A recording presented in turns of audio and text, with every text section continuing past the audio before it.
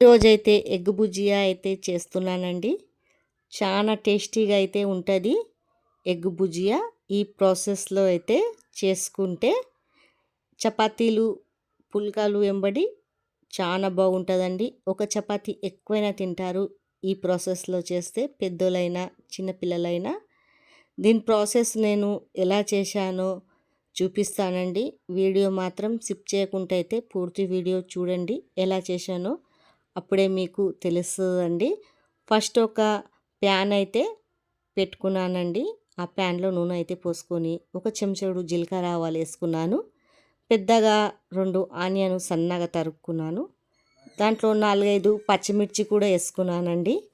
ఇది పచ్చి వాసన పోయే వరకు మంచిగా కలుపుకోవాలా. ఇలా మాడకుండా అయితే చూసుకోవాలా. ఆనియను బ్రౌన్ కలర్లో అయితే వచ్చేయాలండి. ఇలా బ్రౌన్ కలర్లో వస్తే అప్పుడు టేస్ట్ ఉంటుంది ఎగ్ బుజియాది. దాంట్లో ఒక చెంచా పసుపు వేసేసుకుంటున్నాను.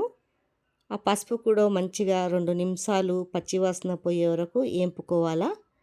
ఇదంతా మంచిగా వేపుకున్నాక ఒక 2 నిమిషాలు తర్వాత 2 పెద్ద పెద్ద టమాటాలు అయితే కోసుకున్నాను. సన్నగా కోసుకున్నానండి.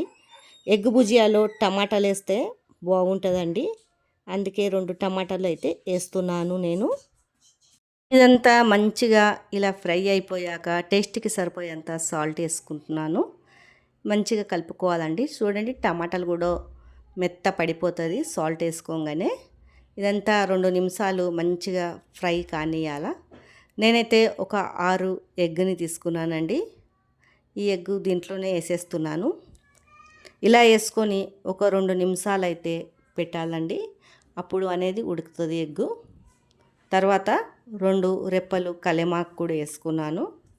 టేస్టీకి అండి చాలా బాగుంటుంది కలేమాకు కూడా వేసుకుంటే. ఇలా తర్వాత మొత్తము తిప్పేసుకోవాలా. మంట మాత్రం అయితే స్లో పెట్టుకోవాలా. ఎగ్గు మాడకుండా చూసుకోవాలా. మాడితే బాగుండదు ఎగ్గు బుజియా. ఇలా అంతా కలుపుకోవాలండి. 2 నిమిషాలలో రెడీ అయిపోతుంది. పొద్దుల టిఫిన్ ఎంబడైనా లంచ్లోకైనా చాలా బాగుంటుందండి ఈ ఎగ్ బుజియా. ఇదంతా మంచిగా చిన్న చిన్న ముక్కల్లాగా ఇలా చేసుకోవాలా. చూడండి ఇదంతా మంచిగా ఇలా 2-3 నిమిషాలు ఫ్రై అయితే చేయాలండి మొత్తము. మీకు కావాలంటే పైనుంచి మసాలాలైనా వేసుకోవచ్చు, గరం మసాలాలు. నేనైతే గరం మసాలా అయితే వేస్తలేను. నేను ఇలానే ఫ్రై అయితే చేస్తున్నాను. టేస్ట్ ఇలా ఫ్రై చేసుకుంటేనే చాలా బాగుంటుంది.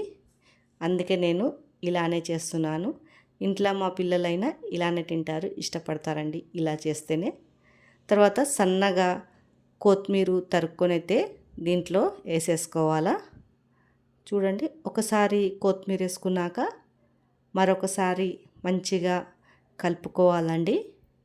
ఈ విధంగా మంచిగా అయితే కలుపుకోవాలా. చూడండి ఇది మనము పప్పు చేసుకున్న అన్నం వెంబడి పెట్టుకొని అయితే తినొచ్చు. చాలా బాగుంటుంది. మీకు ఈ వీడియో నచ్చినట్లయితే కామెంట్ అయితే చేయండి.